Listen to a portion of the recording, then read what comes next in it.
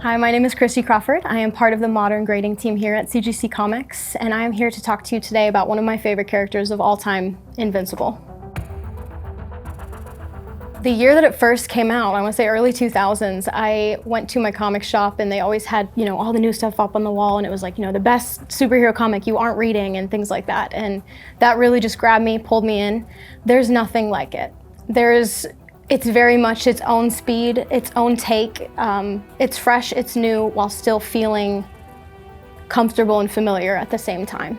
I think something that's really special about Invincible that kind of is different than other things and draws you into the series is the fact that Invincible has the nostalgia feel of being a familiar comic book and a character that you feel like you already know and you've seen so many times before, but then is different enough to keep you guessing. Every time you start to get comfortable, Robert Kirkman just has a way of completely doing a 180. Once you think you know what's going to happen, all bets are off, and I think that's very special. Drag is probably one of my favorite villains in any series, and he steals the show for me. He's what villains should be. He's just evil down to his core. I love it, love to see it. My favorite book in my collection would probably have to be this guy here. First appearance of Battle Beast and quite a lot of other characters actually as well in that book.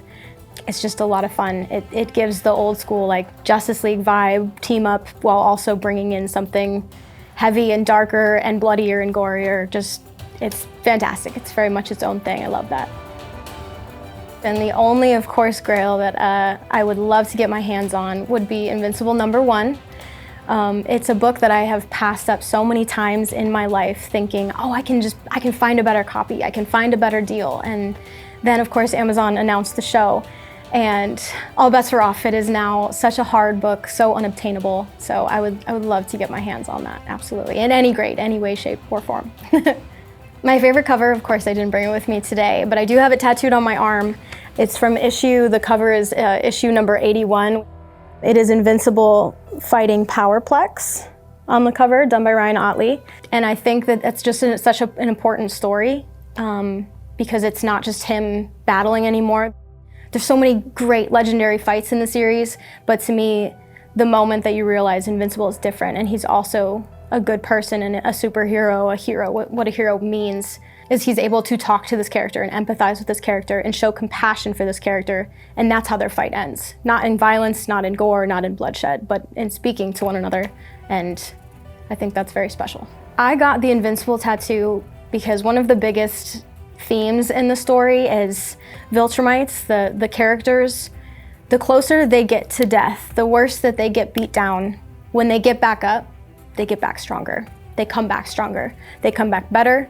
They come back just different. And I think that that's something, as much as it is, yes, a superhero, it's also very human. It's, we as people go through so many hardships in life and so many tough moments, and we get up. We never stop getting up, and I think that that's so important. So that for me is just a reminder of these things do not make you weak, they make you stronger. I think that's special. I absolutely love what I do. I come in, I do this job because I love these characters, and I would love to continue to help preserve the legacy that is these characters, and I think that's what we do. I think that's what we do here.